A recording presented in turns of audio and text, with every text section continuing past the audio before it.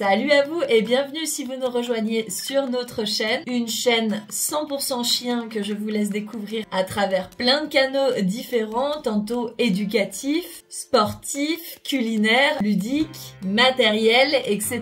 Mais aujourd'hui c'est avec un mix de la chaîne élevage et éducation que je m'en vais vous présenter une série toute spéciale pour découvrir les races reconnues par la FCI à ce jour. Donc si vous hésitez encore sur le choix de votre chien et souhaitez vraiment voir l'ensemble des races qui existent en termes de reconnaissance par la FCI, vous êtes au bon endroit. Allez, c'est parti, on se branche ensemble et je vais vous expliquer un petit peu comment tout ça fonctionne. Je vais commencer par vérifier que j'ai bien toutes les photos des chiens. Donc pour ceux et celles qui entrent dans le monde du chien et qui savent pas ce que c'est que la FCI, c'est la Fédération Cynologique Internationale. C'est en fait l'organisation mondiale qui régit les standards de toutes les races de chiens reconnues. Elle a été fondée en 1911 et elle reconnaît à ce jour, classifie, publie les standards de près de 350 races de chiens, les amis. Mais rassurez-vous, on va y aller tranquillement en analysant en fait groupe par groupe. Et d'ailleurs, il faut savoir qu'il en existe une dizaine. Et dans cette mini-série, je vais vous donner rapidement aussi des infos sur chaque race, des choses reconnues et officielles, d'accord? Mais il faut bien comprendre que ce n'est pas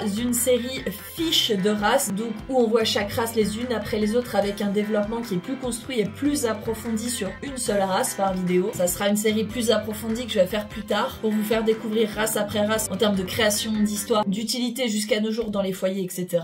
On regardera aussi les prédispositions comme on va regarder un petit peu aujourd'hui, mais plus en profondeur, les prédispositions utilitaires, les prédispositions comportementales, même si on va brièvement en parler, mais très rapidement aujourd'hui. Et si cette série, elle vous intéresse, elle arrivera juste après la découverte de toutes les races existantes pour qu'on se fasse un petit peu le portfolio, la bibliothèque, on appelle ça la nomenclature des races. Race existante donc est reconnue par la FCI, comme ça si un chien vous interpelle dans les images, vous pourrez par la suite taper la race sur notre chaîne et vous en saurez plus, mais il faut savoir qu'il y a aussi les éleveurs qui sont spécialisés dans la dite race, des ouvrages aussi et bienvenue dans l'ère d'internet. Mais vérifiez quand même les sources. Sinon, cette découverte les amis déjà visuelle et un petit peu informelle durerait tout simplement des jours, ça serait pas possible de tout mettre en une seule vidéo, j'espère que vous comprenez bien. Il y a beaucoup de choses à dire évidemment sur chacune des races existantes en individuel et pour ça il faut faire vraiment une vidéo spécifique sur chaque sujet,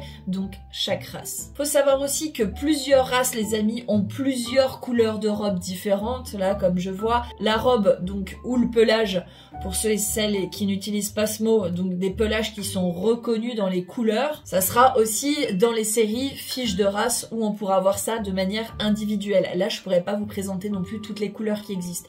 Je vais le faire parce que sur la nomenclature on parle de certaines robes qui sont reconnues, mais c'est pas le cas pour tous les sujets, d'accord? On parlera d'ailleurs dans les fiches de race aussi des couleurs dites exotiques et de pourquoi d'ailleurs certaines ne sont pas reconnues par exemple, parce qu'elles apportent en fait en réalité des gros problèmes de santé. Et puis avant de commencer bien sûr, si tous ces contenus vous intéressent, n'hésitez pas à nous soutenir en vous abonnant ou en partageant ce point culture qui est quand même assez intéressant et d'utilité vraiment populaire. C'est un point culture canine quand même génialissime. On connaît finalement très peu de races, on ne voit que les populaires actuellement, mais il en existe plein d'autres qui gagnent à être connus aussi. Et s'abonner à la chaîne nous aide énormément, notamment pour vous proposer encore plus de contenu. Bon nous y voilà, découvrons ensemble toutes les races existantes et répertoriées auprès de la FCI.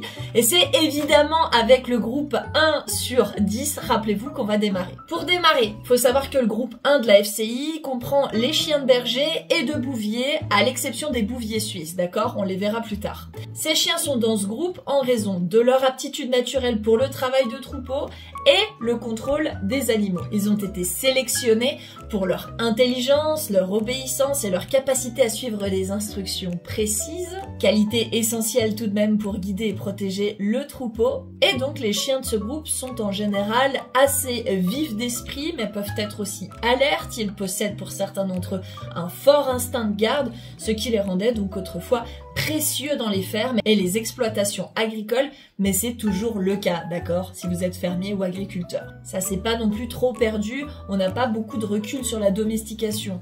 Donc les instincts sont encore quand même assez marqués. Pour certains en tout cas qui ont moins de recul dans la reproduction. Pas pour les races populaires et l'élevage de masse, un peu moins. Mais attention, faut savoir que tous les chiens sont différents, même au sein d'une même race bien sûr. Il y aura des personnalités et des exceptions, mais la génétique existe et elle représente quand même 20% les amis, 20% de ce qu'est votre chien, ce pourquoi il avait été pensé et au fil du temps créé, donc son ancienne raison d'être. Intéressez-vous à votre chien, c'est très important. Cette génétique, malgré la domestication actuelle où les chiens sont de moins en moins évidemment au travail, mais de plus en plus du coup dans les familles, perdure quand même parce que la domestication, les amis, est encore, comme je vous l'ai dit, très récente. Donc il faut tout de même être conscient de l'histoire de la race de son chien avant d'adopter. En bref, je résumerai plutôt cela par: on n'adopte pas un tigre si on veut un chat, on n'adopte pas un loup, vu que c'est un peu la mode, si on veut un chien, etc. Acceptez donc vos chiens et prenez-les pour ce qu'ils sont vraiment lorsque vous les adoptez. Apprenez-en plus sur leur histoire, leurs ancêtres et adaptez votre enseignement, l'éducation en fonction de vos besoins. Alors, on résume rapidement ça. Les chiens du groupe 1 sont généralement, d'accord, caractérisés par leur intelligence. Ils apprennent rapidement et ils sont réceptifs à l'entraînement s'il est bien adapté en fonction de chacun, d'accord, selon leurs intérêts. Leur énergie et besoin d'exercice. Ce sont des chiens qui nécessitent une activité physique et mentale régulière pour être équilibrés. Et c'est d'ailleurs pour cela que dans ce groupe, vous avez des chiens assez populaires pour leur travail et leur capacité à tenir toute une journée non-stop au travail. Donc il faut se méfier quand même, faut le savoir. Leur loyauté et leur attachement, le fidèle berger. Ils développent un lien fort avec leur maître et sont souvent protecteurs envers leur famille s'ils étaient initiés pour la garde. D'ailleurs, détrompez-vous, les vrais propriétaires de chiens loups vous diront que si vous avez développé une belle relation,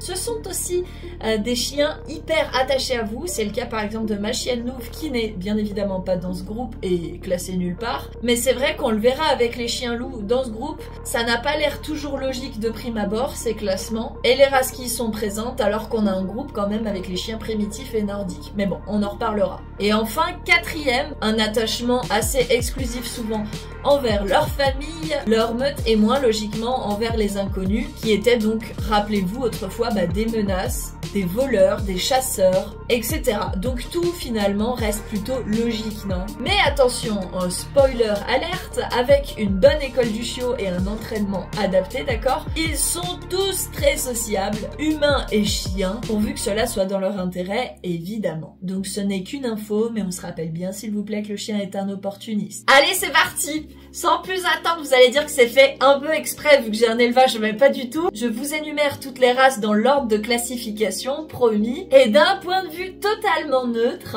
on commence par le magnifique, le sacré, le superbe. Bon, j'arrête. Le berger allemand. On va regarder à chaque fois des photos qui défilent des races pour que vous puissiez les reconnaître.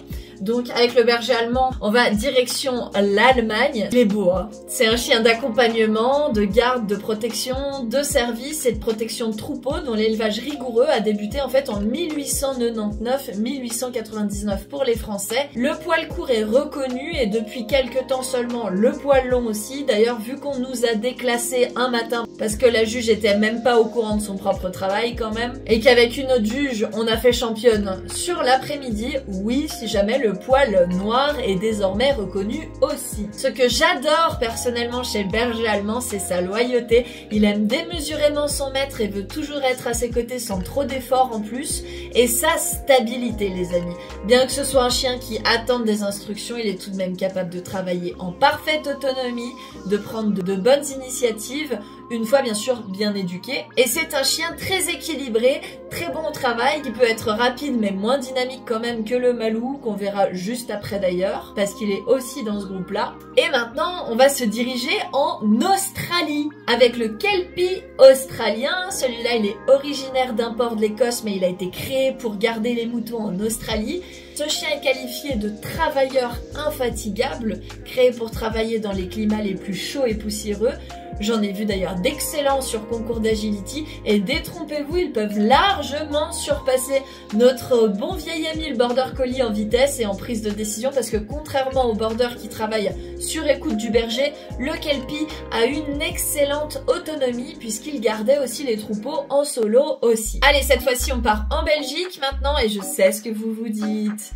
Ah, mon berger australien n'est pas passé. Oui, je sais, on va en parler, rassurez-vous. Donc là, on arrive sur le groupe des bergers belges. Alléluia, je vais enfin pouvoir rappeler à certains d'être plus clairs lorsqu'ils parlent de leurs compagnons, s'il vous plaît. Parce qu'au sein des bergers belges, on entend en réalité 4 variétés différentes, 4 variétés distinctes. Alors c'est parti, on démarre. On a le Groendal, numéro 1 du groupe, le Licknois numéro 2, le populaire Malinois en numéro 3 et le Tervuren. À l'origine, c'était des chiens de berger de conduite de troupeau, puis ils sont devenus en fait pour la garde, la défense, même pour le pistage, etc.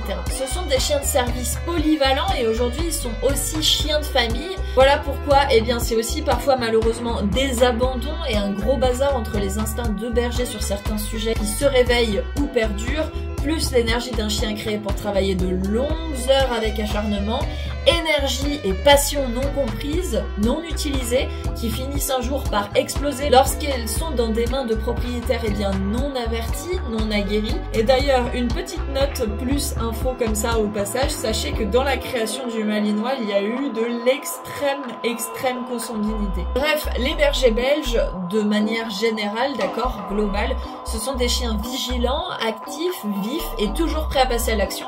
Ils ont une aptitude innée de garde pour la propriété et ce sont des fervents défenseurs de leur maître. Ces chiens sont alertes, assurés, sans crainte ni agressivité si bien sûr ils sont bien éduqués comme tous les autres chiens. Donc attention quand même parce que chien de berger, chien de garde, de défense, de service signifie qu'on a potentiellement un chien qui a besoin de sens et de matière, d'accord, pour briller au quotidien.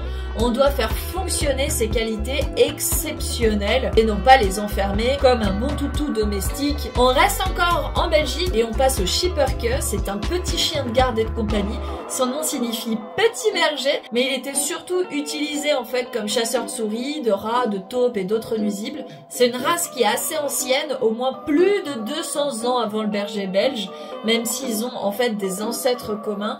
Et en 1990, 1990 cette fois-ci pour les Suisses, on va switcher, il était vraiment populaire. C'était le chien favori des villageois, alors qu'aujourd'hui en fait finalement peu de gens le connaissent et c'est bien dommage. On dira peut-être qui sait aussi cela de nos borders, de nos malinois dans des centaines d'années, qui sait. Et niveau comportement, on est sur un petit chien de garde, donc un avertisseur. Au niveau des aboiements potentiellement, il déborde de vitalité et il faut bien accentuer la sociabilisation aux humains car il pourrait se montrer distant envers les étrangers, tel un bon chien de garde en fait génétiquement conçu, j'ai envie de vous dire, et il peut être continuellement occupé par ce qui se passe autour de lui. Sachez que c'est un chien qui peut même faire du mordant devant les objets dont la garde lui est confiée, et on note quand même qu'il est excellent et très doux avec les enfants, et si vous l'adoptez, rappelez-vous bien quand même que c'est un fouineur qui faisait la chasse aux rats, aux taupes et autres nuisibles. On change de pays et on va passer en Croatie maintenant avec le chien de berger croate, une race aux multiples qualités qui excelle quand même en tant que chien de conduite de troupeau aussi, chien de garde ou même chien de compagnie. Il est vif, équilibré, attentif et attaché à son maître. On le qualifie de curieux au regard de son environnement. Sa perspicacité, son courage, sa vivacité, son endurance, sa patience et sa sérénité sont également mis en lumière dans ses capacités au travail et avec les autres animaux domestiques. Et señoras y señores, ya vamos a España. Or, en Espagne, on retrouve le chien de berger catalan. Et on commence du coup par cela. C'est dans la conduite des troupeaux que se manifeste la véritable essence de cette race, car non seulement il fait ce que lui demande le berger, mais en de bien nombreux cas, il se montre aussi capable d'initiative, dirigeant le troupeau avec une facilité merveilleuse et empêchant qu'aucune bête ne se sépare des autres. Par sa grande bravoure et son courage, il peut être aussi utilisé pour des missions de garde. Par sa taille, son beau poil, son intelligence et sa grande fidélité à ses maîtres, il peut être un excellent chien de compagnie aussi. Il est neutre, vif et intelligent, il a un caractère rustique et agréable, très dévoué à sa famille et au travail qui lui est confié. Et comme tout bon chien de garde, on en a déjà parlé, attention à bien le sociabiliser, sinon il peut ne pas s'approcher des inconnus, c'est une possibilité, d'accord? Donc c'est plutôt logique, puisqu'on a dit que c'était un chien de garde, mais cela peut le faire passer pour asocial, alors que l'éducation peut tout faire. Il est vigilant, très résistant à la chaleur et au froid, et à tous les agents atmosphérique. Et donc, en restant en Espagne, on va passer au berger de Majorque. Eh bien, c'est un chien qui peut avoir le poil court, d'ailleurs il est très populaire, et aussi le poil long, un peu moins populaire. C'est un chien de berger encore, de garde, de défense, comme le groupe l'indique. C'est un chien très noble, on dit qu'il n'a facilement qu'un seul maître, et qu'il n'accepte que difficilement, comme beaucoup d'autres chiens de berger, les avances des étrangers, mais encore une fois, je pense qu'une bonne sociabilisation, d'accord, peut largement y remédier, les amis. C'est la base quand même de tout apprentissage. Il est intelligent, à l'écoute, affectueux, mais il peut se montrer au début très timide et réservé quand il est jeune. C'est un chien qui est sensible. J'ai lu qu'il était fidèle à son maître jusqu'à la mort. Mais dites-le nous aussi dans les commentaires si vous en avez un et que vous le reconnaissez un petit peu à travers ces informations, ou si vous avez même d'autres témoignages à nous fournir. Cependant, avec les autres chiens, apparemment, il est connu pour être courageux et querelleur.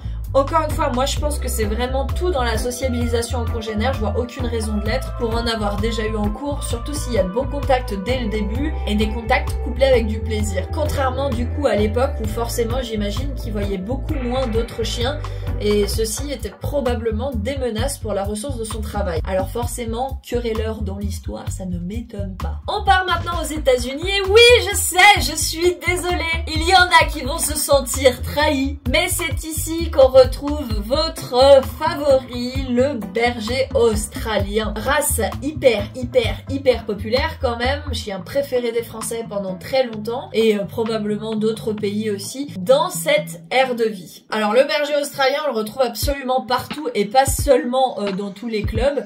Il s'agit d'un chien de berger pour la ferme ou le ranch. Voilà pourquoi on les retrouve aussi beaucoup avec des propriétaires cavaliers, c'est vrai. Malgré les théories, la race telle qu'on la connaît aujourd'hui s'est développée exclusivement aux États-Unis.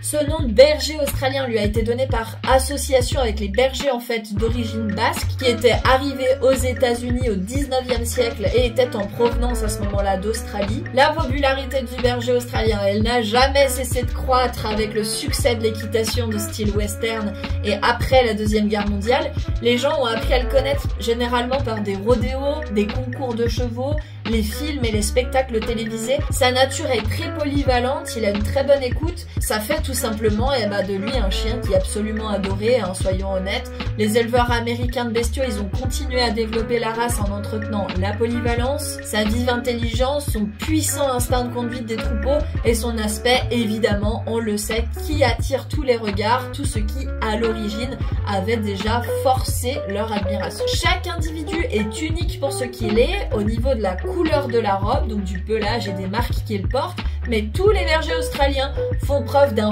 fort dévouement à leur famille. On dit que toutes ces nombreuses qualités sont la garantie de la durée de leur popularité. J'adore ces chiens, mais j'en vois vraiment trop tous les jours. Je suis quelqu'un qui aime la singularité. Avant l'effet de mode, par exemple, sur mes adoptions, poils longs et noirs sur le berger allemand, qui deviennent d'ailleurs aujourd'hui populaires, mais à l'époque on m'a arrêté il y a quelques années pour me demander la race, notamment sur Nox qui est noir. Et je vous parlerai plus loin, par exemple, de mes races coup de cœur dans ce groupe. Mais en attendant, on retourne sur le continent avec la France. Et c'est ici qu'on retrouvera le célèbre berger de Beauce, plus communément connu sous le nom de Beauceron ou bas rouge, car le corps en fait aux extrémités des quatre pattes est marqué de couleur feu. Donc j'adore cette race, c'est un chien qui a marqué mon enfance avec Attila, une chienne que j'adorais qui vivait chez un membre de ma famille éloignée. J'attendais qu'une chose les amis, et c'était d'aller la voir chaque semaine et de fêter Noël aussi avec elle et la nouvelle année. Moi je trouve que c'est une race exceptionnelle quand même, le Beauceron. Il existait des sujets gris, noir intégral et même fauve. Ce sont des chiens de conduite et de garde de troupeau. Ils sont extrêmement bons d'ailleurs dans l'écoute, mais aussi en autonomie dans la prise de décision. C'est un chien qui est franc, le Beauceron, pas méchant inutilement, qui a pas peur. C'est un chien qui est dit assez sage et hardi et je pense que c'est plutôt vrai. Moi je les trouve superbes avec les enfants parce que tout simplement j'ai grandi avec. Ensuite on passe au berger de Brie, encore un chien de conduite et de garde de troupeau, mais c'est logique vu l'endroit l'endroit où on est dans le groupe. Mais sachez qu'il a également été utilisé par l'armée française pendant les 2 guerres mondiales. Il fut aussi sentinelle et chien ambulancier recherchant les blessés sur les champs de bataille. Le briard, comme on peut l'appeler, a un caractère équilibré, pas agressif, pas peureux. Il est également assez sage et hardi, comme le bosseron. Moi, je le trouve très amical, mais dites-moi ce que vous en pensez. Regardez cette petite frimousse. Ensuite, on a le berger de Picardie. C'est un chien équilibré, pas agressif, pas peureux non plus, pas inquiet. Il est aussi sage et hardi. C'est connu chez les Français. Non, je rigole. Son travail était de conduire et garder les troupeaux d'ovins. C'est aussi un très bon gardien de la maison et un excellent chien de famille, il faut le savoir. Et il aime vivre en étroite compagnie avec les enfants. Le berger des Pyrénées. Ouh là là, le berger des Pyrénées à face rase. Moi, je l'adore. C'est un chien, je pense que je vais adopter un jour. Pourtant très peu connu, celui à face rase. Mais moi, je l'adore. Je répète, je l'adore. Je suis absolument amoureuse de cette race. Il est vif, très à l'écoute, naturellement bien sûr comme les autres, méfiant envers les étrangers s'il est mal sociabilisé encore une fois aux humains. Dans le descriptif général du comportement, il ressemble beaucoup au berger des Pyrénées à poils longs cette fois-ci. Il était utilisé dans les fermes et les pâturages pyrénéens. C'est un chien généralement courageux, débrouillard, capable d'initiative et très dévoué à son maître. Et il est de caractère volontaire, donc il faut lui proposer des activités en parallèle pour canaliser son énergie et tirer le meilleur parti de son intelligence et de sa vivacité. Allez, c'est parti, on continue. J'espère que vous êtes toujours là. Dites-le moi dans les commentaires. Et cette fois-ci, on va partir en Grande-Bretagne. Je bois un petit coup, c'est parti. Et on va retrouver en attendant notre cher et tendre Border Collie. Le Border Collie, c'est un chien de conduite de troupeau. Je pense que vous le savez pour la plupart d'entre vous déjà. C'est un chien qui est franchement tenace, hein, on va le dire. Travailleur, très à l'écoute. Il est ardent, vigilant, réceptif, intelligent. Ce qui fait de lui, en fait, le chien favori dans bien des sports canins. On le voit absolument partout, ce chien. Et c'est un chien aussi, il faut le savoir, très sensible. Lorsqu'on prend un Border Collie, j'aime dire qu'on prend en fait aussi la vie qui va avec, une vie active, la vie d'un vrai petit chien de travail. Hein. On fera attention à l'école du chiot, à bien démarrer s'il vous plaît. J'ai un avion qui passe, donc j'espère que ça va pas trop vous embêter sur le micro. J'en profite pour boire un coup, vu qu'on est quand même ensemble pendant un bon moment. J'espère que vous intéresserez aux races jusqu'à la fin, dites-le moi en tout cas dans les commentaires. Donc oui, je disais que quand on prend un Border Collie, on prend un vrai petit chien de travail. Par contre, s'il vous plaît, à l'école du chiot, faites attention s'il vous plaît à bien démarrer, parce que le Border Collie, comme d'autres chiens de berger, d'accord, il a quand même ce qu'on appelle la fixation. Ça fait partie des prédispositions du border, comme le berger australien aussi, hein, pour certains. Donc oui, j'imagine que du coup, vous allez me demander, bah, qu'est-ce que c'est que la fixation, Mélanie, pour ceux et celles qui connaissent pas. La fixation, c'est en fait un comportement instinctif lié à ses aptitudes de chien de berger, et c'est un état de concentration intense où le chien, en fait, il a les yeux rivés sur le troupeau ou sur un objet de substitution, hein, comme vous le savez très bien pour certains d'entre vous qui ont un border, type la balle. Mais ça se travaille, attention. En fait, le chien va adopter une position basse, avancer tout lentement pour conduire et diriger les mouvements du troupeau ou d'un individu singulier, d'accord? Ce comportement, faut le savoir, il provient quand même à l'origine de l'instinct de prédation, de chasse, mais il a été atténué et modulé par la sélection pour le travail sur troupeau en supprimant en fait l'instinct de prédation finale, donc normalement, d'accord, normalement l'attaque, pour garder que l'étape de contrôle des mouvements, mais attention à la morsure pour certains sujets, notamment sur les jarrets et au pincement dans la vie de tous les jours, sur les mollets, si le chien est mal guidé ou réglé dans son apprentissage, qui est quand même significatif hein, sur un emploi du temps lambda, donc pensez-y en avant s'il vous plaît. Le border, rappelons-le, est un chien d'une grande sensibilité aussi. Pour finir là-dessus, la fixation est utilisée pour rassembler, donc on a dit, et guider le troupeau, mais sans contact physique, uniquement en fait par la pression exercée par le regard intense et le positionnement stratégique du chien. Coucou. Abonnez-vous. Enfin, je sais pas si ça marche pour les humains, mais en gros, ça donne ça. Cette capacité assez unique, en fait, donc un excellent chien de berger, capable de gérer les troupeaux avec précision et normalement, je dis bien normalement, sans agressivité. On continue? Allez, on va aller voir le berger anglais ancestral, autrement connu sous le nom de Bobtail. C'est un chien de campagne, intelligent et gentil qui plus est, typé d'un aboiement caractéristique pour chasser chaque intrus. Il est très à l'écoute, hardi, fidèle et digne de confiance. Il n'est aucunement nerveux ni agressif s'il n'est pas provoqué. Et bonjour l'entretien par contre niveau toilettage. Moi je vous le dis, on a dû en récupérer un au cabinet de toilettage suite à un abandon. Et franchement on a décidé de pas le raser. Ça nous a pris les amis des jours et des jours en continu à 2 ou 3 personnes pour le récupérer. C'était horrible, le pauvre il devait être tellement mal. Donc s'il vous plaît prenez des chiens oui, mais entretenez-les. C'est important au point de vue de la santé et du bien-être animal aussi. Maintenant on va voir le chien de berger des Shetland. Ce sont des chiens extrêmement élégants, n'est-il pas? À la robe soyeuse, si bien entretenue, encore une fois bien sûr. Ce sont des chiens éveillés, doux, intelligents, solides, actifs. Mais moi je trouve qu'ils sont également hyper solides et affectueux. Ils sont réceptifs vis-à-vis du maître et ils peuvent être aussi réservés, attention, envers les étrangers. Donc encore une fois, attention à la sociabilisation. Désolé pour les avions qui passent. Bien guidés, ils ne sont jamais craintifs. Néanmoins, ils restent sensibles, mais bien moins quand même que le border. Enfin, je trouve. Quand j'étais à l'école primaire, mon voisin Andrea, il en avait une. Ouais, et c'était cette race, je crois, ou un collie à poils longs, je sais plus. Elle s'appelait Douchka, je trouve que ce sont des chiens très doux, même avec les enfants. Combien de fois on a joué au ballon, au badminton, etc. Et elle était là, tranquille, à nous regarder. Bref, on enchaîne logiquement, alors du coup sur le collie. Il y a le collie à poils courts qui est un chien de berger, mais également de compagnie. C'est un ami très cher, dénué de toute nervosité ou agressivité de base. Mais rappelons-le quand même, toujours est-il utile, un chien ne naît pas agressif. Et on a donc le collie à poils longs. Mis à part la longueur du poil, le collie à poils longs et le collie à poils ras sont identiques. Le poil long est la version entre guillemets raffinée du chien de travail d'origine, appartenant au berger écossais, et il peut d'ailleurs toujours travailler sans problème. Ce sont de très bons chiens de compagnie, sont aimables, joyeux, actifs, ils ont un bon comportement envers les enfants, comme je l'ai dit, et c'est souligné, et aussi envers les autres chiens. Ils ont une attitude digne et très impassible.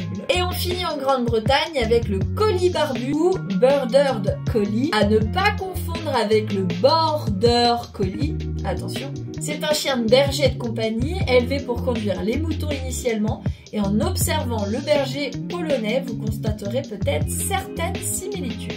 Il est hyper amical de ce que je lui connais, hein, toujours heureux de voir de la compagnie, ils sont vraiment choux. J'adore son tempérament de base, il est éveillé, vif, sûr de lui et actif. C'est un chien de travail intelligent, stable et en aucune façon craintif ou agressif.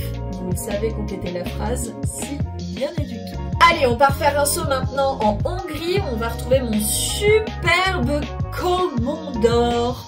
C'est un chien de berger vraiment unique, vous ne trouvez pas? Regardez-moi ça. Juste son apparence déjà elle est magnifique, bien qu'on le prénomme quand même le chien serpillière. Je pense que vous avez peut-être déjà entendu ça si vous êtes dans le monde du chien. Mais en tout cas, il faut en prendre bien soin parce que c'est une race très ancienne de chien de berger hongrois d'origine de base asiatique. Et il est excellent pour la garde et la protection du troupeau confié à sa surveillance et pour la défense de la propriété de la maison et de son maître, bien sûr. Il fait preuve d'un courage absolument inébranlable. Il attaque, soulignons-le, silencieusement, donc attention.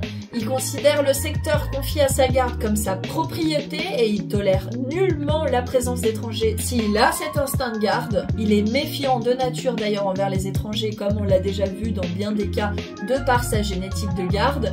Et pendant la journée, il se couche volontiers de manière à garder en fait une vue d'ensemble sur son territoire, pourquoi pas en hauteur. Et pendant la nuit, on dit qu'il fait des va-et-vient sans cesse. Donc, garde plus. Personnellement, c'est ce chien-là que je prendrais pour la garde, par exemple, même si c'est pas le plus populaire. Allez, on va découvrir maintenant dans ce même pays, en Hongrie, le Kuvaz. Le Kuvaz garde et protège les maisons et les propriétés. N'importe quel objet de valeur aussi, et même les êtres humains. Il a aussi été utilisé d'ailleurs comme chien de chasse et comme pisteur. C'est un chien qui est courageux et sans peur, il défend même au prix de sa vie les personnes confiées à sa protection et les objets bien sûr remis à sa garde, il est conscient de sa propre valeur et il peut devenir extrêmement agressif si on le maltraite, ce qui sera bien fait pour vous. Il est fidèle, digne de confiance et aime son maître évidemment et son entourage. Il a besoin de beaucoup de mouvements et doit être occupé. Il est modeste dans ses exigences, il ne demande pas de soins spéciaux et supporte aisément même des conditions météorologiques très mauvaises. Il est reconnaissant pour l'amour et la sollicitude qu'on lui témoigne et je le trouve personnellement très doux et aimant avec ses proches. Il dégage vraiment une aura de confiance et de sécurité, ce chien. Le Mudi maintenant, le fameux le Mudi, pratique par sa taille, coloré et excellent dans bien des sports canins. C'est un chien que j'adore, surtout s'il est Sifra. Donc, en fait, il peut avoir une multitude de couleurs de robe, donc de pelage distincts en couleurs. Il y a le noir, le cendré, le foie, le marron cendré, le blanc, le Sifra, ou plus communément, vous le connaissez, le merle. Ces chiens de berger sont très appréciés, très appréciés par les éleveurs pour leur qualité, pour leur capacité à rassembler et à gérer les troupeaux de grande taille ou les troupeaux particulièrement difficiles. Leur courage et leur détermination les rendent également adaptés à des tâches de battu, notamment pour le sanglier. Et en plus de leurs compétences de berger, ce sont d'excellents chiens de garde et de compagnie. Leur vigilance naturelle en fait aussi des chiens de surveillance et d'alarme fiables. Malgré leur nature protectrice, ils sont aussi des animaux de compagnie adorables et affectueux qui s'intègrent très bien au sein de votre foyer. Le Mudi, c'est un chien doté d'une grande capacité d'apprentissage et d'un tempérament vif. Il est courageux, vigilant, il est toujours désireux de travailler et franchement ce chien est particulièrement alerte et adaptable, ce qui en fait vraiment un excellent compagnon pour diverses activités et environnements. Ensuite on a le Puli qu'il ne faut donc pas confondre. Le Puli peut avoir une robe de couleur blanche, noire avec des nuances de rouge, rouille ou grise. J'aime pas. Fauve ou grise, ça j'aime bien. C'est un chien de bouvier, donc un chien de travail sélectionné pour assister les éleveurs dans la gestion et le déplacement des troupeaux de bovins, d'où le terme bouvier, d'accord, lié aux bovins. Contrairement aux chiens de berger qui guident souvent des moutons ou des chèvres, les chiens de bouvier sont spécialisés dans le bétail plus massif et parfois plus difficile à gérer. Et ces chiens possèdent généralement une force physique très importante, un caractère courageux, une grande résistance pour gérer le bétail qui peut être imposant et moins docile. Et les bouviers sont capables de mordre légèrement, faut le savoir, les jarrets du bétail pour les faire avancer sans le blesser toutefois. Et ils ont un instinct naturel pour regrouper les animaux et prévenir leur dispersion. Quelques races populaires de chiens de bouvier incluent par exemple, vous les connaissez, le fameux bouvier bernois, le bouvier des Flandres qu'on va voir après et le bouvier australien qu'on verra aussi après. Le Puli, c'est un chien d'un tempérament vif, il est extraordinairement enthousiaste et dévoué, il aime les enfants et c'est un excellent chien de garde. On note que son développement s'est adapté un petit peu à son utilisation avec le sport canin et c'est bien, s'il vous plaît, continuez comme ça et si possible même avec des chiens brachycéphales à face trop écrasée ou de plus en plus grands et de plus en plus gros et de plus en plus aussi remplis de problèmes de santé après. Bref, oui, c'était un message, une bouteille jetée à la mer. Allez, on continue. Le Pumi cette fois-ci. Bon déjà moi j'adore ses oreilles, franchement j'ai envie de le manger d'amour, regardez-moi ça, ça se dit manger d'amour. Bref, son pelage peut être gris de plusieurs nuances, noir, fauve, avec des couleurs de fond rouge, jaune, crème ou de couleur blanche. C'est un chien de troupeau qui ressemble un petit peu, faut le dire, à un terrier. On l'utilise aussi pour conduire le gros bétail, son flair est quand même extrêmement bien développé et étonnamment il a été utilisé dans les combats autrefois contre les carnassiers et les rongeurs, mais c'est surtout d'accord, un excellent chien de famille. Il a besoin de beaucoup de mouvements, donc c'est un chien d'accompagnement et de sport parfait. Il a toujours l'air enjoué, il est vif et d'un tempérament infatigable, extrêmement audacieux aussi, mais peut-être, encore une fois, méfiant envers les inconnus si non habitué. Et franchement, il attire partout et toujours l'attention sur lui. C'est un chien qui peut être très expressif et donc aussi très bruyant, selon l'éducation, encore une fois, que vous allez lui donner. Son attitude exprime son besoin d'activité, il est agité et incessant, prêt à l'action. Et il faut savoir qu'un comportement timide ou effacé, c'est quasiment inconnu chez les chiens de cette race. Bref, on continue. Donc, Direction l'Italie maintenant. Je vous présente le berger bergamasque. C'est un chien de berger destiné à la conduite et à la garde des troupeaux, plus généralement le bétail. Il excelle au travail de par sa vigilance et sa capacité de concentration. Ses capacités d'apprentissage et sa détermination associées à sa tempérance et à sa patience font de lui un excellent gardien et un parfait compagnon, apte aux emplois les plus variés. La race est réputée pour établir des liens étroits avec l'homme. Il n'est en principe jamais agressif ni craintif, bien qu'on observe quand même chez des sujets une légère timidité naturelle qui est une caractéristique, on l'a dit, de certains chiens de berger de par leur sensibilité génétique et à la méfiance aux inconnus pour certains. On finit cette section avec le traditionnel et tristement abandonné à chaque coin de rue en Italie, le berger de la Maremme et des Abruzzes. Un chien de berger principalement utilisé pour protéger les troupeaux de moutons et garder la propriété. Garder la propriété, c'est aussi ce qui a valu en fait à Milo, un chien croisé berger des Abruzzes, abandonné chez nous par des inconnus au travers de l'association SOS Chiens du Sud de l'Italie, de se faire foutre à la porte de chez lui, comme bon nombre d'autres d'ailleurs qui sont passés par chez nous aussi. Donc encore une fois, s'il vous plaît, écoutez bien cette vidéo, partagez-la, on vous en prie, et prenez aussi un chien, et bien en connaissant son histoire et sa génétique, ce serait sympa. Enfin et par pitié, faites-vous accompagner correctement dans l'éducation pour éviter d'en finir là, de finir comme Milo, le pauvre qui n'avait rien demandé à personne.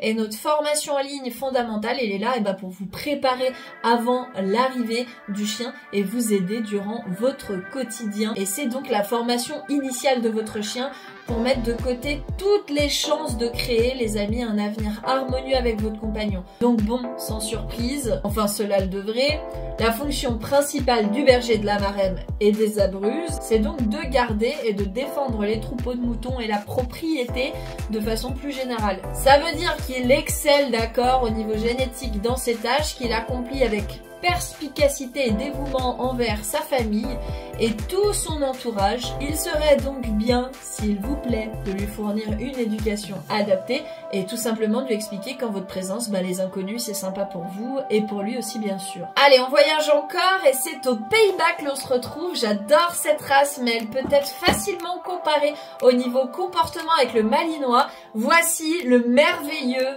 l'authentique berger hollandais. Son pelage peut être court, long ou au poil dur. C'est un chien vraiment magnifique, je trouve. C'est une de mes races coup de cœur. C'est un chien de compagnie et un chien de berger. D'ailleurs, je pense que certains et certaines d'entre vous vont comprendre quelque chose et la lumière va peut-être se faire, notamment au regard des routes, si je vous dis que le berger hollandais devait maintenir les moutons à l'écart des cultures en patrouillant en bordure de route et des prés avec des nombreux allers-retours comme ça. Il conduisait aussi les troupeaux dans les prairies collectives, aux foires et aux ports. Mais c'est pas tout, les amis. Oui, c'est un chien incroyable, je vous l'ai dit, je l'adore. À la ferme, il maintenait les poules en retrait des potagers, allait chercher les vaches pour la traite et il tirait la carriole de lait. Et il prévenait aussi les fermiers dès qu'un inconnu pénétrait dans la cour de la ferme. Toutes ses prédispositions et ses talents lui ont ouvert la porte vers de nouvelles carrières, chien policier, chien de recherche, de pistage et chien guide d'aveugle, mais il est toutefois toujours apte à la surveillance des troupeaux, je vous le dis, c'est un compagnon très fidèle, digne de confiance, toujours attentif, vigilant, actif, indépendant, persévérant, intelligent, obéissant et doté d'une véritable nature de chien de berger. Le berger hollandais travaille volontiers avec son propriétaire et il accomplit les tâches demandées sans franchement trop de difficultés, soyons honnêtes là-dessus. Mais attention s'il vous plaît, encore une fois, à lui fournir une bonne éducation de base et les meilleures conditions possibles pour démarrer dans la vie. Parce que franchement, un berger hollandais à récupérer en rééducation, c'est vraiment chiant. C'est un chien qui est tellement intelligent, donc qui est tellement technique, il a toujours une longueur d'avance sur nous, donc les éducateurs doivent énormément faire d'efforts, réfléchir. C'est un vrai jeu d'échecs quand on rééduque un berger hollandais en fonction de la problématique. Donc s'il vous plaît, faites des efforts, ce serait sympa. Le berger hollandais doit pouvoir travailler avec d'autres chiens aussi pour garder de grands troupeaux par exemple. Tout comme le malinois perso, je le conseille à des propriétaires assez actifs qui veulent partager des aventures et des sports avec lui et faire travailler, s'il vous plaît, sa matière grise qui est un puissant fond. Et surtout le mettre dans des mains aguerries, les éleveurs s'il vous plaît, et pas des mains novices. Surtout si vous n'êtes pas un passionné et que vous n'avez pas un bon accompagnant de référence pour structurer et organiser d'accord son apprentissage. On continue ? Allez, et là vous allez me dire what the fuck, on passe au chien loup de Sarlos. Si, comme ça, d'un coup, chien loup de Sarlos.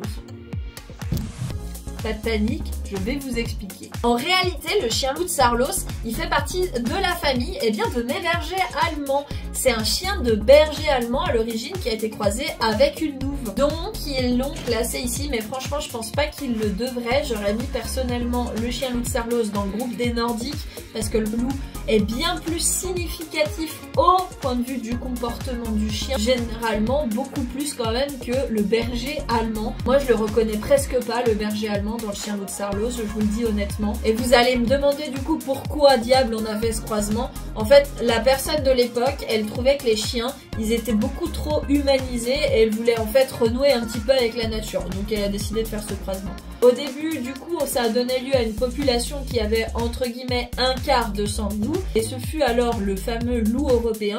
Et on pouvait même les utiliser, paraît-il, comme chiens d'aveugle. Seulement voilà, les fantaisies de l'être humain, un apport augmenté par la suite de sang de loup, ont donné lieu au fait que l'hérédité utilitaire s'est perdue. Et il est devenu assez évident, d'accord, que cette race était en général peu apte au travail de chien d'utilité et en particulier à celui de chien d'aveugle.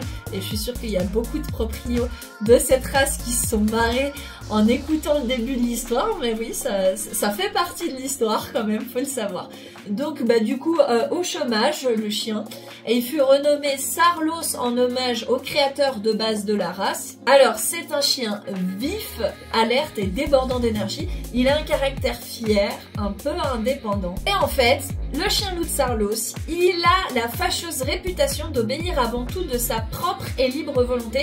Mais franchement les amis, je suis pas d'accord du tout. Les chiens nordiques ne sont pas têtus. En réalité, ils ne pardonnent simplement pas l'erreur et ils manquent cruellement d'une éducation de sens. En éducation canine, on utilise toujours l'opportunisme du chien pour en créer des raisonnements après utiles. Le problème de l'éducation actuelle, c'est qu'elle n'est pas structurée dans les formations aussi, donc on a de très mauvais éducateurs canins. Et en fait, les éducateurs ou les gens ne savent pas ou ont oublié tout simplement que ce que l'on crée au final, c'est le raisonnement qu'il faut écouter, d'accord, le maître, pour avoir accès à ce que l'on veut. Ce qui fait que derrière, voilà le secret d'une éducation évidemment réussie, et même surtout avec les chiens nordiques. Donc je dirais pas, je suis désolée pour tous ceux que ça va affecter et qui vont le prendre mal. Je ne dirais pas en connaissance de cause et pour être et avoir été propriétaire de chiens nordiques et de chiens loups que les chiens loups sont têtus. J'en ai rééduqué aussi quand même plusieurs centaines. C'est simplement que ce sont des chiens intelligents qui pardonnent beaucoup moins l'erreur que les chiens de berger qui peuvent par exemple compenser par leur génétique le fait d'écouter et d'appliquer ou par habitude aussi simplement pour vous faire plaisir et vous séduire. Le nordique, lui, il écoute pas pour vous faire plaisir. Il est un peu comme moi. Il est pas hypocrite, il est franc, il est froid de prime abord, mais il recèle les amis sous sa carapace une chaleur et une fidélité, une intelligence et une écoute absolument spectaculaires, je trouve, si elle est bien construite encore une fois. Cela demande donc évidemment du travail et de la rigueur que beaucoup, disons-le, soyons honnêtes, les yeux dans les yeux, n'ont pas. Mais je vais vous dire la vérité, une fois attaché à son maître, il est extrêmement fiable, quoi qu'on en dise. Il peut se montrer réservé envers les étrangers, effectivement, et ne recherche généralement pas le contact, car pour lui, un contact se mérite. Donc s'il n'est pas conditionné dans cet intérêt, il n'ira pas, évidemment. Mais bien entraîné, comme j'ai dit, et bien conditionné, j'ai des chiens loup en cours et une à la maison qui peuvent le demander. L'attitude réservée et semblable à celle du loup pour éviter les situations inconnues est typique du chien loup de Sarlos, mais on peut aussi aisément la dépasser avec une éducation canine organisée, rigoureuse, dans les exercices aussi à la maison à faire par la famille et avec les invités, etc. Moi j'ai commencé avec des nordiques jusqu'à arriver à un croisement chien loup et je peux vous dire que c'est une des plus belles éducations que j'ai vues.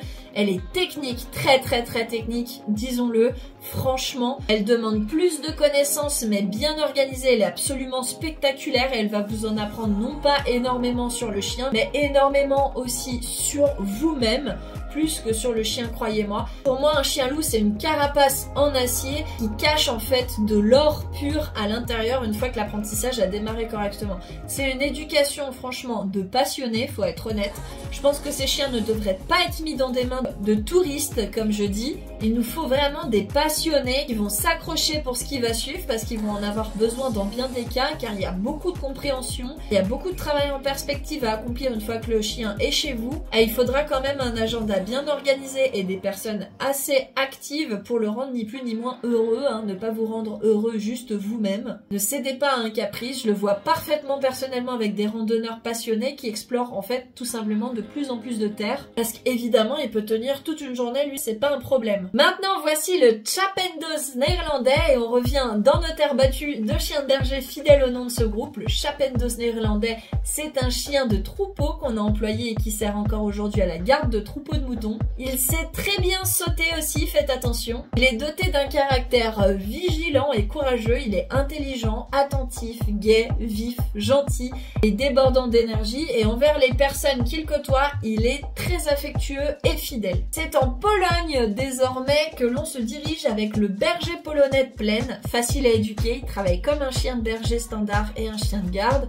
mais s'il est transplanté à la vie urbaine, il est aussi un très bon chien de compagnie, il est d'une humeur vive mais tempérée, il est vigilant, alerte, intelligent, perceptif et doué d'une très bonne mémoire. Il est résistant aux conditions climatiques aussi défavorables. Poursuivons avec le chien de berger des Tatras, qui est un chien de berger et un chien de garde. On pourrait le résumer très simplement parce qu'il est calme, intelligent, mais il reste vigilant. Allez, cap au sud avec le Portugal et le chien de berger de la Serra de Aires, un chien de berger pour la conduite et la garde des troupeaux d'ovins, de caprins, de porcins, de bovins et d'équins. Il peut couvrir de très longues distances en marchant et il est très résistant aux conditions météorologiques.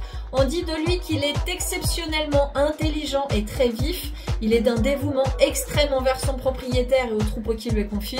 Il est naturellement distant vis-à-vis des étrangers et vigilant la nuit, donc on adapte l'éducation en conséquence. De nos jours, c'est également un excellent chien de compagnie, de sport et de garde. Il se distingue par l'habilité avec laquelle il conduit et maintient le bétail dans des pâturages.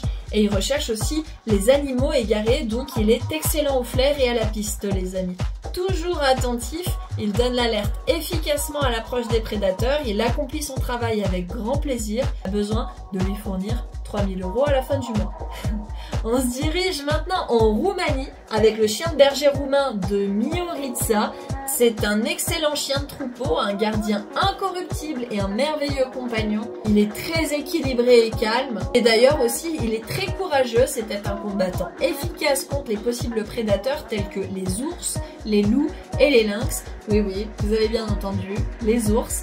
Méfiant cependant, comme bon nombre de bergers à l'origine, envers les inconnus. Il faudra donc adapter encore une fois, on n'arrête pas de le dire, l'éducation, mais c'est important de le souligner. Mais encore un point pour lui, il adore les enfants. Et dans ce pays, nous avons aussi le chien de berger roumain des Carpates, qui est un chien de garde et de défense des troupeaux. Ce chien, c'est un gardien inné et courageux. Il se remarque par l'attachement instinctif et inconditionnel au troupeau et à son propriétaire. C'est un chien au comportement très digne, calme et équilibré, comme la majorité des chiens de garde, et il a une très bonne autonomie dans ses décisions une fois que l'apprentissage est posé. Direction cette fois-ci la Russie avec le chien de Russie méridionale. Un chien de garde encore et de troupeau, employé pour protéger le bétail. Il servait autrefois à monter la garde, à protéger la propriété. Il est donc toujours prêt à défendre sa famille et sa propriété. Il est d'une exceptionnelle loyauté, on le reconnaît quand même pour ça. Il est d'une exceptionnelle aussi dévotion envers son propriétaire. Le berger de Russie méridionale n'est toutefois pas forcément le meilleur au niveau sentiment envers les inconnus. Il n'est pas très affectueux de base au niveau instinctif là-dessus, donc à travailler. Et c'est un chien de garde, donc logique. Alors adaptez s'il vous plaît l'éducation aux besoins. Il est équilibré, sûr de lui et assez indépendant. On prend l'avion direction la Slovaquie, cette fois-ci avec le Čuvák slovaque. C'est un chien de montagne dans les régions désertiques de haute montagne, ou également un chien de garde dans les fermes. et le long des frontières. On trouve ses origines dans les loups d'Arctique. C'est un admirable chien de garde et de compagnie et un remarquable guide pour les bergers. Le Tchouvache a également démontré ses aptitudes à protéger le bétail, à accompagner les volailles et les autres animaux domestiques dans les pâturages, mais il peut aussi monter la garde sur des objets divers. Du fait de son aspect peu habituel, il n'était pas rare que la race soit considérée comme une race de luxe. Elle est d'une loyauté et d'un courage à toute épreuve et ce chien ne recule devant aucun intrus, pas même les ours et les loups de toute façon. Alors un humain, j'ai envie de vous dire, voilà quoi. C'est pas ça qui va l'impressionner. Pour ne pas le confondre avec les bêtes sauvages la nuit, il faut savoir que la tradition exigeait que le Tchouvache soit blanc. Retour en Suisse avec le traditionnel, le cousin les amis. Le cousin? Allez, vous savez, on est dans les chiens de berger. Si on dit berger suisse, on pense forcément au berger blanc suisse. Un superbe chien de compagnie et de famille, le mâle américain Lobo, né le 5 mars 1966, peut être considéré comme l'aïeul de cette race en Suisse. C'est un chien qui est sage, équilibré, mais qui peut être doté d'une énorme sensibilité aussi, les amis. Bien plus que le berger allemand, franchement, et encore plus que le berger allemand noir. C'est un chien qui apprécie le mouvement, mais qui peut parfois avoir des problèmes en transport liés notamment à un dérèglement de l'oreille interne. Et comme plusieurs chiens au pelage blanc, il faut faire attention à la surdité et aux problèmes de peau. Il est très attentif, donc assez facile à éduquer. Il est aimable mais très discret au regard des contacts avec autrui et il a une forte aisance sociale, notamment avec les autres chiens et un lien profond évidemment avec sa famille qu'on lui reconnaît bien volontiers. Il est rare de trouver des sujets agressifs, c'est un chien tout de même très simple à éduquer je trouve et très jovial de base. Alors il est joyeux et franchement à l'écoute si l'éducation est bien menée et qu'il n'y a pas d'incident, ok? C'est un chien quand même qui reste de travail, il a été utilisé au travail, mais c'est aussi un chien de sport polyvalent. J'ai gardé personnellement le berger allemand dans mon élevage que je trouve moins sensible, plus robuste en santé aussi et au niveau du pelage. Et franchement encore plus facile dans l'éducation parce que justement moins sensible quand même que le berger blanc suisse. Enfin pour les chiens de berger, on arrive en Tchécoslovaquie avec un nouveau du nordique selon moi, le chien loup tchécoslovaque. L'histoire est dans l'origine la même que le chien loup de Sarlos, les amis, avec un croisement berger allemand puis un projet d'élevage de cette nouvelle race qui visait à unir et tirer le meilleur parti possible des qualités avantageuses du loup et des aptitudes favorables du chien. Est-ce que ça a marché? Eh bien les propriétaires, dites-le nous dans les commentaires parce que sachez que le projet visait un chien d'utilité et non pas de compagnie. Donc très actif, endurant, réceptif, rapide dans ses réactions, intrépide, courageux, mais on se rappelle qu'il y a un fond de loup quand même, donc il peut être méfiant selon l'individu sélectionné dans la portée parce qu'il y a aussi de la sélection, hein, rappelons-le. Donc on adapte la sélection et l'éducation aux besoins. C'est un chien d'une fidélité exceptionnelle envers son propriétaire si il est juste et fiable et il est évidemment résistant aux intempéries, donc pas de souci pour les longues randonnées de plusieurs jours. Et on arrive gentiment vers la fin de cette vidéo, on va terminer avec les chiens dits de bouvier. D'ailleurs je vous ai déjà expliqué quelle était la fonction d'un chien de bouvier et là on se demande aussi peut-être pourquoi le puli n'est donc pas classé ici. Il faut savoir que le puli en réalité il est plus adapté aux troupeaux qui sont plus petits, qui nécessitent des compétences de conduite et de gestion rapide des mouvements comme avec les moutons par exemple, et ses qualités d'agilité et de rapidité et son instinct de rassemblement conviennent beaucoup mieux aux besoins des éleveurs de moutons qu'à ceux des éleveurs de bovins, même si évidemment il fut utilisé comme chien de bouvier. Alors du coup les chiens de bouvier purs et durs, ils sont où? Le premier, il est en Australie, le voilà. C'est une race que l'on voit de plus en plus, le bouvier australien. Le bouvier australien, il a été élevé, assisté avec la mise en place de l'industrie du bétail à la fondation de l'Australie. La condition la plus importante, c'était d'élever un chien robuste, mordeur aussi, qui disposait d'une bonne portion de vigueur et qui était capable de rassembler et déplacer du bétail sauvage. Niveau croisement sur cette race, on est pas mal. Je vous explique. En général, il est accepté que le bouvier australien soit issu d'un croisement entre les collets à poils courts bleu merle avec le dingo, à quoi on a ajouté des lignées de dalmatien, de kelpie noir et feu, et on a également essayé d'autres croisements avec un bull terrier par exemple. La fidélité du bouvier australien et son instinct de protection en font le protecteur tout trouvé du gardien de bestiaux, de son troupeau et de ses biens. Tout en étant par contre méfiant envers les étrangers, il se devait d'être très à l'écoute. Sa fonction actuelle est encore de contrôler et de conduire le bétail, que ce soit dans des vastes espaces ou sur des surfaces restreintes, et il est toujours en éveil, extrêmement intelligent, vigilant, courageux, digne de confiance. Et son dévouement est absolu pour ce qu'il a à accomplir. Il n'y a pas de souci là-dessus, ça en fait vraiment un chien de travail idéal. Nous avons ensuite en Belgique l'excellent bouvier appelé le bouvier des Ardennes. À l'origine, un chien habitué au plein air et au rude travail du rassemblement, de la garde et de la conduite des bestiaux. Encore aujourd'hui, sous un plus petit format, il exerce, mais avec un maximum d'efficacité. C'est toujours un chien de service en général et de garde des troupeaux et de la propriété du coup, en particulier avec la domestication. Le bouvier des Ardennes, c'est un chien qui fait preuve de beaucoup d'endurance et d'énergie. Il est enjoué, curieux, agile, sociable et sa qualité première est son adaptabilité, de sorte qu'il se sent à l'aise dans toutes les situations. Il est tenace et infiniment courageux pour défendre les siens, ses biens et son territoire. La Belgique se partage aussi avec la France le célèbre bouvier des Flandres. À l'origine, le bouvier des Flandres était employé comme conducteur de troupeau, comme chien de trait et comme chien de baratte. Oui, je sais, je fais une pause. Qu'est-ce que le chien de baratte? Un chien de baratte, c'était un chien utilisé pour actionner ce qui s'appelle une baratte. C'était un appareil qui servait à fabriquer du beurre en battant de la crème. Et ces chiens, donc souvent de taille moyenne, étaient entraînés pour marcher ou courir dans une roue similaire à celle d'un hamster géant. Ouais, super la vie. Ce qui permettait de faire tourner donc la baratte de manière continue et donc d'aider à faire le beurre. Mais le terme désigne aussi en fait un chien de travail sélectionné pour sa capacité à fournir un effort physique régulier en utilisant sa force et son endurance pour aider dans les tâches agricoles comme la production du beurre, on l'a vu. Et ces chiens ne sont plus utilisés aujourd'hui pour ce genre de travail, évidemment, heureusement, mais cela rappelle quand même une époque où les chiens étaient des aides indispensables dans les fermes pour diverses tâches. La modernisation de l'équipement des fermes a modifié l'utilisation première et de nos jours, le bouvier des Flandres sert surtout de chiens de garde pour la propriété ou encore à la ferme, parce qu'il y a encore des agriculteurs, mais il sert aussi de chien de défense et de police. Ses aptitudes physiques et comportementales, ses grandes qualités olfactives, d'initiative et d'intelligence permettent de l'utiliser comme chien de pistage, de liaison et de contre-braconnage. Il est calme, raisonné et par le feu de son regard, il révèle l'intelligence, l'énergie et l'audace. Le bouvier des Flandres, c'est toujours un chien apte au travail. Enfin, la défunte reine d'Angleterre, Elisabeth, les a popularisés. Je suis sûre que vous savez ce qui va arriver du coup. Popularisés plus qu'ils ne l'étaient déjà, les corgis de Grande-Bretagne. Mais attention, il y a le cardigan, qui a lui une multitude de couleurs dans le pelage, et le corgi Pembroke, que je trouve un peu plus traditionnel. Pour le cardigan, c'est un chien de berger et de compagnie qui est vif, actif et intelligent.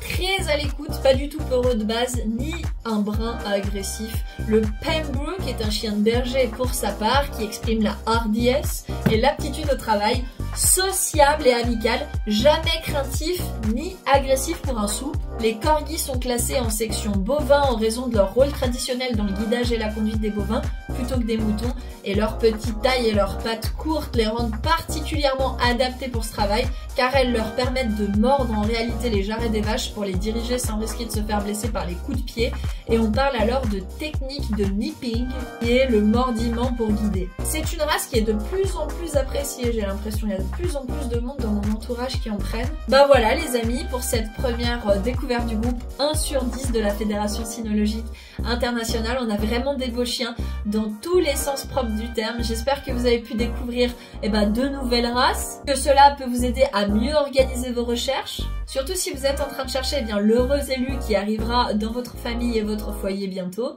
Dites-le moi dans les commentaires, mais aussi dites-moi si vous avez retrouvé un petit peu votre chien ou si vous avez des informations ou des témoignages complémentaires en qualité déjà de famille adoptante, voire même d'éleveur d'une race ou d'une autre. Vous savez que ces indications sont de toute façon générales, parce que si une race vous plaît, il faut quand même aller plus loin, notamment en allant à la rencontre des éleveurs passionnés qui vont se faire un plaisir de vous la faire découvrir. Pour ce qui est du berger allemand poil long ou noir, je sais que par exemple chez nous, vous pouvez vous inscrire au traditionnel brunch ou apéritif de découverte de la race, d'accord? Et ça se passe chez nous, sur notre terrain. C'est hyper sympa et assez convivial. Vous rencontrez nos 4 bergers allemands, dont une qui n'est pas reconnue pour le coup par la FCI, qui est une Alte Deutsche Schäferhund, donc une autre variété en fait de berger allemand que l'on dit d'ancien type, qui n'est pas reconnue par la FCI. Et en fait du coup cette lignée de bergers allemands elle conserve un aspect plus traditionnel et plus proche des premiers bergers allemands. Il faut le savoir en tout cas, et bien pour cette race c'est avec grand plaisir qu'on vous reçoit,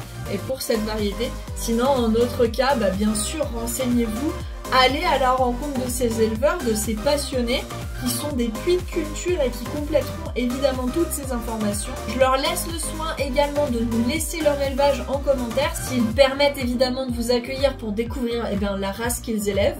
Et cette vidéo est maintenant terminée, j'espère que vous l'avez appréciée. Dites-moi dans les commentaires, je suis curieuse de savoir si vous êtes encore avec moi. Vous constatez bien que pour un seul groupe déjà on y a passé 1 heure, donc il était impossible de vous proposer un format avec les 10 races d'un coup. J'essayerai de reprendre les images et quelques petites instructions pour sortir une story, mais je ne suis même pas sûre qu'en à peine 1 minute, j'arrive en fait à montrer toutes les races du groupe 1 de la nomenclature des races de la Fédération Cynologique Internationale. J'imagine qu'il faudra couper toutes les informations et mettre à la chaîne, et encore je suis pas tout à fait sûre que j'ai vraiment le temps pour que les gens puissent bien visualiser l'image, mais je vais essayer. C'est un gros contenu, donc n'hésitez pas à me dire dans les commentaires s'il vous a plu, peut-être pour encourager aussi à sortir les prochains épisodes si on a de l'audience. Et cela ne vous prendra qu'une seule seconde comparé à cette vidéo pour vous abonner et nous soutenir s'il vous plaît. Et soutenir la chaîne, c'est très important pour nous et notre travail, afin aussi de pouvoir vous proposer de plus en plus de contenu. Et n'hésitez pas à partager ce petit point culture avec vos proches ou sur vos réseaux, car n'oubliez pas, le chien est de plus en plus présent dans les foyers. Et si nous pouvons